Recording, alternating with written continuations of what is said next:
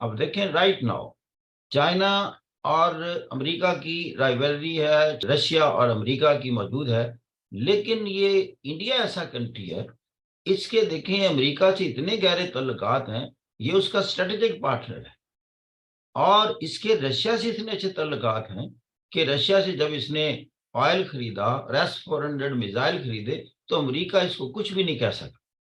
اور دوسرا، جب کولڈ وار بھی تھی، آپ دیکھ رہے ہیں کہ یہ واحد امپورٹنٹ کنٹری تھا جس نے کولڈ وار میں اپنے آپ کو نان الائنڈ رکھا ٹیکنیکلی، اور نان الائنڈ ہوتے ہوئے اس نے امریکہ اور رشیا دونوں کے ساتھ اچھے تعلقات رکھے اور اسے فائدے اٹھائے۔ ابھی وہی فائدہ یہ اب اٹھا رہا ہے۔ پھر ایک اور چیز بڑی آپ حیران کن ہے کہ اس کے سب سے زیادہ جو تعلقات کی خرابی ہے یا اس کے ایشوز ہیں، پاکستان کے بعد سب سے زیادہ جو اس کے بڑے ایشوز اور چیلنجز ہیں، پرٹیکولرلی ٹیریٹوریل ڈسپیوٹس، اس کی بے شمار تعداد کے لحاظ سے چائنا کے ساتھ ہی ہیں۔ اور اگر جنگیں کسی اس کی ہوئی ہیں، جنگ، تو ایشیا میں پاکستان کے علاوہ اگر اس کی جنگ کسی کے ساتھ ہوئی ہے تو وہ چائنا کے ساتھ ہوئی ہے، اور یہ پھر اس کے اسکرمشز لیول پر اور چھوٹی موٹی برالز جس کو ہم کہتے ہیں، وہ بھی چائنا کے ساتھ ہوئے ہیں، اس کی اچھی خاصی کیجویلٹیز ہوئی ہیں انڈیا کی۔ اس کے باوجود جو میں بتانا چاہتا ہوں بات، کہ دنیا کا سیکنڈ لارجسٹ جو پارٹنر، ٹریڈنگ پارٹنر ہے، وہ انڈیا کا چائنا ہی ہے۔ اب میں اس دن دکھا رہا تھا آپ کو کہ ہواوے کا ریسرچ سینٹر جو ہے وہ انڈیا میں کھلا ہے، وہ چائنا کی کمپنی ہے۔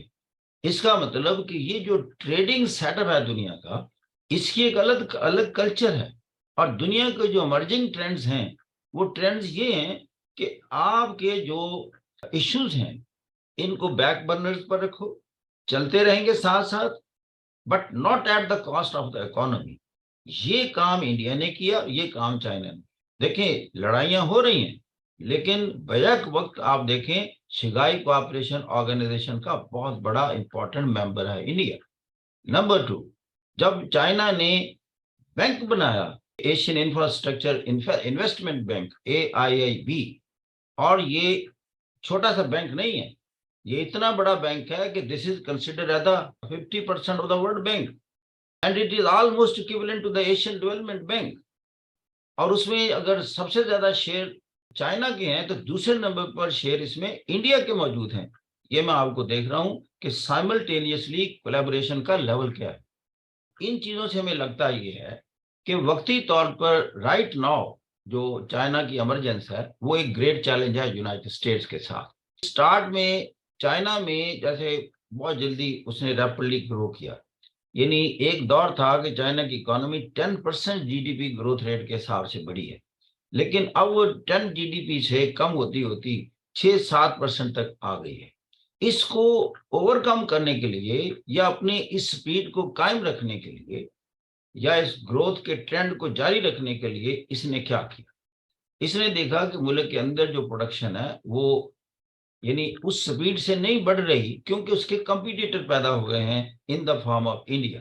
ناٹ اونلی انڈیا، بلکہ آپ دیکھ رہے ہیں کہ ملٹی نیشنل کمپنیز یہ جو ہیں یہ ساؤتھ ایسٹ ایشیا کی طرف جانے لگ گئی ہیں، اور اس میں موسٹ امپورٹنٹ کنٹری جو ہے وہ ویتنام ہے جس میں انویسٹمنٹ بڑھ رہی ہے۔ اب یعنی وہ جو را مٹیریلز، وہ جو فیکٹرز، TNC، چلو میں لفظ آسانی ہو جاتی ہے، ٹرانس نیشنل کارپوریشنز، تو ملٹی نیشنل کمپنیز کی جگہ یہ استعمال ہوتا ہے، تو TNC جو ہیں یہ اب آسیان کی طرف موو کر رہی ہیں، اس لیے کہ وہیں بھی لیبر جو ہے کمپیریٹیولی چیپ ہے، اور ان کو ضرورت بھی ہے، اس لیے کہ ان کو جاب کریٹ کرنا ہے، کیونکہ دنیا کے غریب ملکوں کا مسئلہ ایک ہی ہے، ہاؤ ٹو کریٹ جابس۔ اب حکومتوں کے پاس اتنا پیسہ نہیں ہوتا کہ وہ بزنسز کریں، اور ساری تھرڈ ورلڈ کا ایک پرابلم ہے کہ جب یہ بزنس کرتی ہیں تو ان کے سارے سیٹ اپس لاس میں جاتے ہیں، اس لیے کہ دے فیل ٹو مینج دم پراپرلی۔ اسی طرح اب جہاں بھی بزنسز ہو رہی ہیں گورنمنٹ، تھرڈ ورلڈ میں گورنمنٹ کے انڈر، وہ سارے آلموسٹ لاس میں جاتے ہیں، تو اس لاس کو عوام کے ٹیکسز سے کتنی دیر تک آپ میک اپ کر سکتے ہیں؟ اس لیے آپ دیکھ رہے ہیں پاکستان اکنامک کرائسس میں کیا، اس کی ایک وجہ یہ لاسز ہیں کہ اسٹیل مل از ان لاس، یا PIA ان لاس، یا ریلوے ان لاس، وابڈا ان لاس۔ عوام کے ٹیکسوں سے کب تک آپ اس کو میک اپ کرتے رہیں گے؟ تو لہذا دنیا کا ٹرینڈ یہ ہے کہ آپ نے اگر جاب دینے ہیں اپنے لوگوں کو، you create an environment to attract the foreign investment. وہ جب آئیں گی کمپنیز تو وہ جاب کریٹ کرتی ہے، سب سے بڑا فائدہ یہ ہے، اور حکومت کو ٹیکس دیتی ہے. حکومت کو ٹیکس ملے گا، عوام کو جاب ملے گا. یہ ایک ماڈل ہے اس وقت اکانومی کو اوپر لے جانے کا. لیکن چیز یہ ہے کہ اس کے لیے کنڈیوسو انوائرمنٹ کریٹ کرنا پڑتا ہے.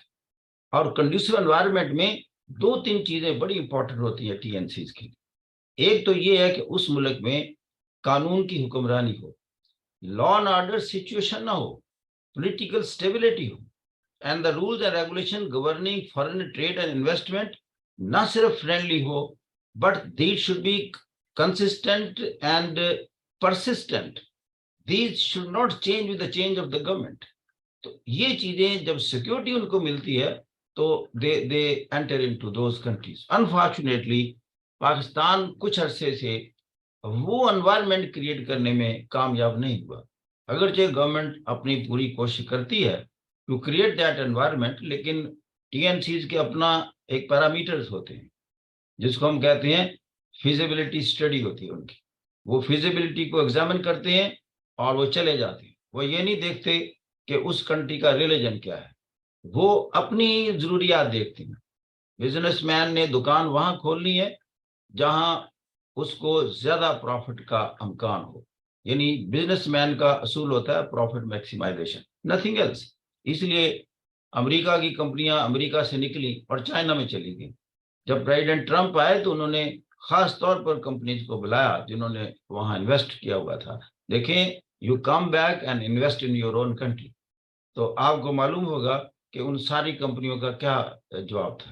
انہوں نے کہا دیکھیں امریکہ میں ہمارا پروڈکٹ اتنا چیپ نہیں بن سکتا، وہ ایکسپینسو بنے گا، اس لیے کہ جو ان پٹس ہیں یہاں ایکسپینسو ہیں، پرٹیکولرلی دا ہیومن بینگ. انسان ہی سب سے مہنگا فیکٹر ہے. چائنا کو آپ کمپیٹ نہیں کر سکتے، بے شک یہ ہمارا ملک ہے. تو اس نے تھریٹ بھی یوز کی کہ آپ کے لیے مسائل پیدا کر دیں گے امریکہ میں، اور کیرٹ بھی یوز کی کہ اگر آپ آئیں تو ہم آپ کو کئی ریبیٹ دیں گے، ٹیکس کے ریبیٹ دیں گے. لیکن they didn't agree and they remained stick to China. تو یہ میں بتانا چاہتا تھا کہ جو ٹی این سیز ہیں یہ اپنی کلچر ہوتی ہے. تو لہذا یہ اوپن ہے. پاکستان اگر وہ حالات پیدا کرے تو بڑی خوشی سے یہاں آئیں گی. آئی ٹی کی کمپنیز ہیں، اب دیکھیں ساری جتنی یہ بڑے جائنٹ ہیں آئی ٹی کے، یعنی مائکروسافٹ ہے، گوگل ہے، فیس بک ہے، امیزون ہے، وہ اپنے بڑے بڑے دفاتر اور ہیڈ کوارٹرز یا research centre they are taking it all these to India. اس لیے کہ وہ کہتے ہیں کہ سلیکون ویلی میں ان کو بلانے کی ضرورت کیا ہے. Why not to take the Silicon Valley to India? And practically they have shifted the Silicon Valley from America to India. اب چائنا نے جو جہاں میں بات کرنا چاہتا تھا کہ وقت کے ساتھ ساتھ اس کا جی ڈی پی جو گروتھ ریٹ ہے ذرا کم ہوا ہے، اور وہ کس نے پکڑ لیا؟ تھوڑا انڈیا نے پکڑ لیا، کچھ آسیان کے کنٹریز نے پکڑ لیا. اب چائنا جو ہے یہ یعنی دے آر تھنکنگ مائنڈس. انہوں نے کہا کہ فیوچر میں خود کیسے ڈیولپ کرے، لہذا انہوں نے کہا کہ آپ گلوبل انویسٹمنٹ میں چلے جائیں. اب آپ کے پاس ٹیکنالوجی آ گئی، آپ کے پاس پیسہ آ گیا، آپ کے پاس ایسی ایسی کمپنیز بن گئیں جو دنیا میں بڑے بڑے کانٹریکٹ لے سکتی ہیں. تو آپ دیکھ رہے ہیں کہ اس وقت دنیا میں سب سے زیادہ کانٹریکٹس جو ہیں وہ چائنا لے رہا ہے، خواہ وہ پاور پلانٹس بنانے ہوں، خواہ وہ بڑے بڑے روڈ نیٹ ورک بنانے ہوں، بریجز بنانے ہوں، سی پورٹس بنانی ہوں. تو چائنا دوسری انٹرنیشنل کمپنیوں کے مقابلے میں کمپیٹ کرتا ہے، وہ ٹھیکے لیتا ہے. تو بڑا بڑا فزیکل انفراسٹرکچر جسے کہتے ہیں، تو فزیکل انفراسٹرکچر جو ہے وہ چائنا نے قابو کر لیا ہے. نہ صرف ایشیا کا بلکہ وہ یورپین کنٹریز کا بھی انفراسٹرکچر ڈیولپ کر رہا ہے. جب آپ بیلٹ اینڈ روڈ انیشیٹو کو دیکھتے ہیں تو اس میں آپ دیکھیں کہ کئی یورپین کمپنیز کو ساتھ ملا کر وہ کام کر رہا ہے، کیونکہ ایک اس کا کچھ اپروچ ہے، ون ون اپروچ. تو وہ ڈومیننس اور گلوبل جو انداز ہوتا تھا ایکسپلائٹیشن اور ڈومیننس کولونیل ایرا والا، وہ نہیں ہے. باقی اگر کوئی کنٹری جو اسے ڈیٹس لیتے ہیں وہ اگر پے بیک نہیں کرتے تو پھر یہ نہیں کہہ سکتے ہیں کہ اس کا کوئی کورس سے مینز ہے، وہ ایگریمنٹ میں شامل ہے۔ اگر آپ اس سے پیسے لینے کے بعد ادا نہیں کرتے تو پھر آپ کو کوئی نہ کوئی اس کا سبسٹیچیوٹ پرووائڈ کرنا پڑتا ہے۔ جیسے ہیبن ٹوٹا سری لنکا کی بندرگاہ تھی، جب سری لنکا کی اکانومی نہیں اٹھ سکی تو پھر ان کو وہی بندرگاہ 99 ایئرز لیز پر دینی پڑی۔